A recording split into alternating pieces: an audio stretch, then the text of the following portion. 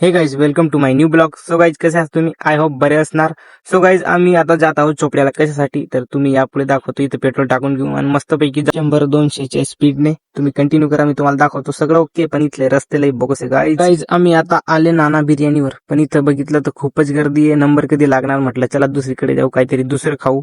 मग आम्ही निघाले आता दुसरीकडे काहीतरी दुसरं खाण्यासाठी. गाईस थोडेसे पुढे गेले आणि गाडी पंक्चर झाली. निलेश धक्का मारत होते आणि मी मागे ब्लॉग शूट करत होता. तुम्हाला तर माहिती आहे आपलं चालू असतं. मग इथं आलो आम्ही दुकानावर. इथं पंचर जोडला, 2-3 पंचर एकत्र निघाले. खिडा घुसला होता म्हणे, मग जाऊ द्या, मग जोडून देऊ. काय करता काही ज्या कामासाठी आलोय आपण, मी तुम्हाला आता दाखवतो. इकडे बघू शकता तुम्ही, आम्ही आलो होतो मूर्ती बुकिंग करण्यासाठी. आणि इकडं मस्तपैकी बघितलं तुम्ही आता मूर्ती.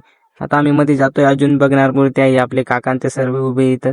आणि इकडे बघा तुम्ही, मस्त एकदम क्यूट मूर्ती आहे गाईच. मस्त मूर्ती पण मस्त आली यावेळेस चोपड्याला. तुम्ही आले तर नक्की या चोपड्याला इकडं.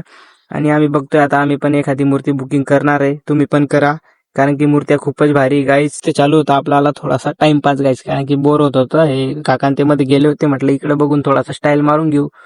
मग म्हटलं चला आता टाइमपास न करता निघू. काहीच आपले काका इथं थोडेसे स्टाईल मारत होते, पण मी जसा व्हिडिओ चालू करा ते लाजून गेले भाऊ.